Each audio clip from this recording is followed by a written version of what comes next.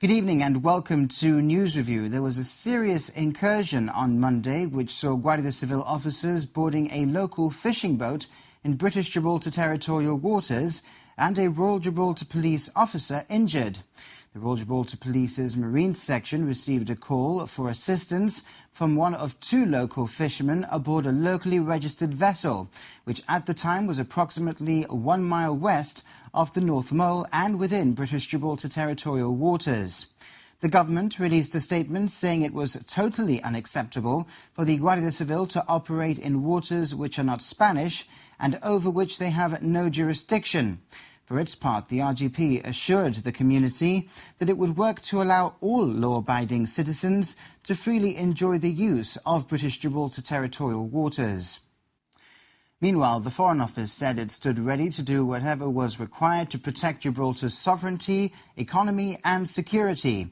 A spokeswoman for the Foreign Office said the unlawful actions of the Guardia Civil in British Gibraltar territorial waters were completely unacceptable and that Spain is expected to comply with international laws and recognised norms of behaviour between allies. The Foreign Office said it had raised this serious incident with the Spanish government at a senior level. Also this week, Daniel Feetham revealed he intends to remain the leader of the GSD come what may after the next general election. He made this declaration on his session of The Opposition Your Questions live on GBC. He pointed out, though, that the GSD is a democratic party and it would be for the party to decide whether it wanted him as leader or not. Pressed by news editors who had been invited to put questions to him during the half-hour session, Mr. Feetham said he was not a quitter and wouldn't be turning his back on the party that he loves. There's a process of consolidation. I fully intend to continue, I have to tell you this, as leader of the GSD, come what may, after the next general election. Because what I think that the GSD needs is stability. Now, it's for the GSD members and also executive members at the appropriate time to then make a decision as to whether they want me to continue as leader of the GSD or if there's somebody else that can do a better job.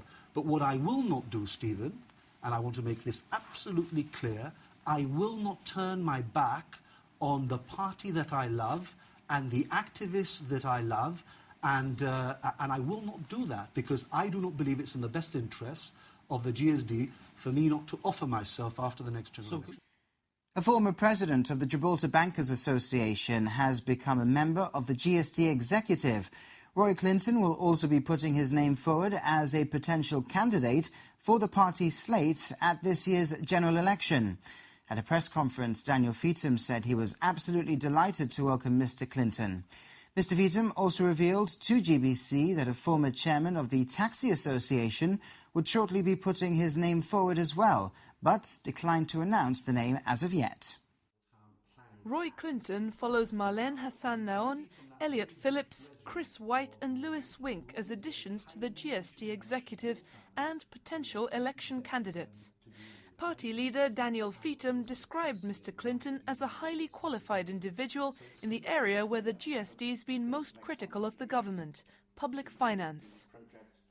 Well, he brings an enormous amount. I mean, he is an expert in finance. He is the chairman of Bank Safra, hugely knowledgeable of these matters. So it's not only Daniel Feetham that is telling the public, look, there is a concern about the public finances of Gibraltar and how the government is managing the public finances of Gibraltar and the transparency with which, or the lack of it, with which the government is managing the public finances of Gibraltar.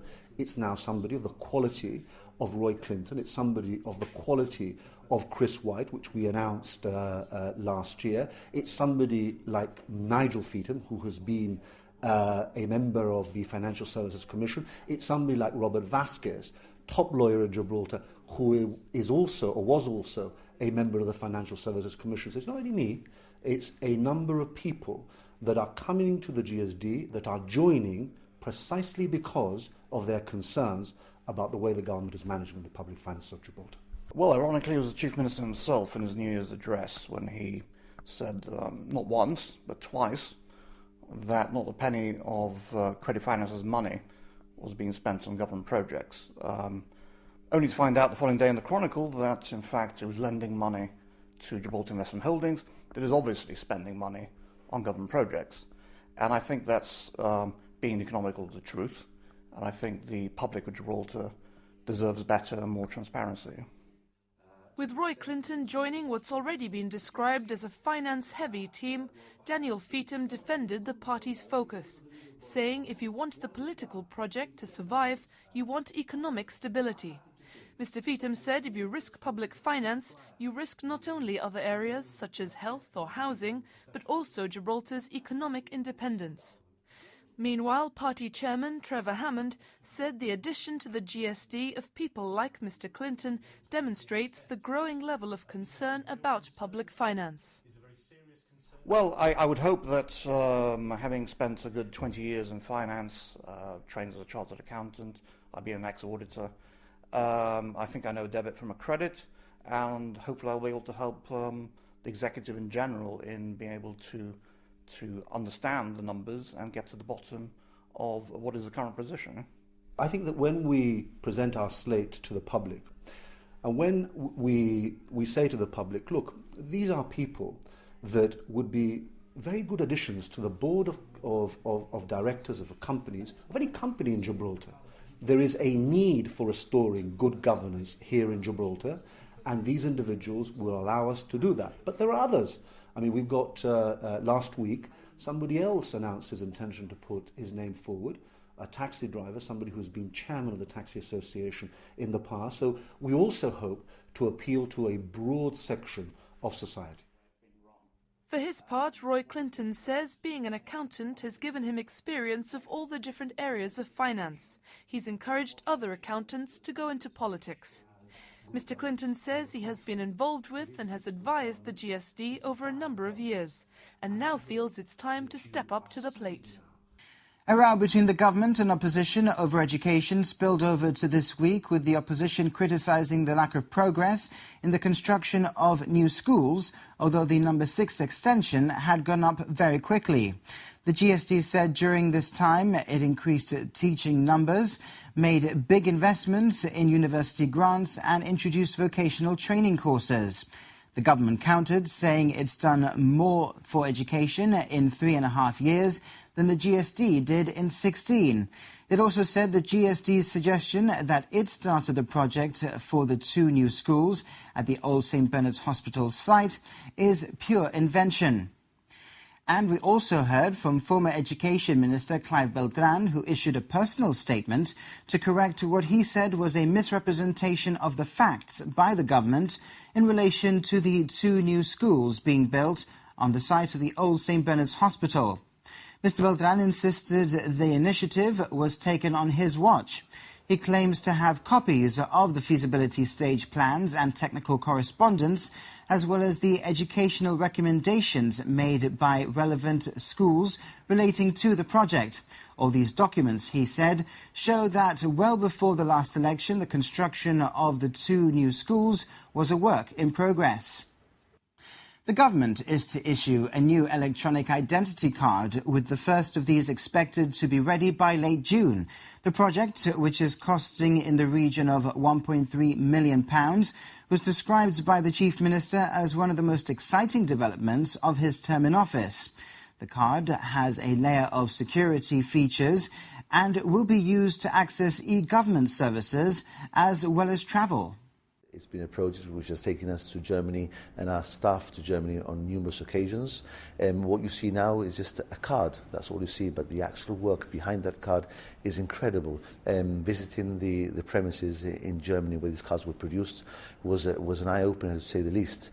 For example, these cards are actually put through very stringent tests in machines which simulate hurricanes, bad weather, humidity, all sorts. The card is actually bent, it gets bent many millions of times to simulate the card being in the back of a pocket. So the card will not split, it will not, the layers won't come apart. So, it's an incredible piece of engineering, if you like.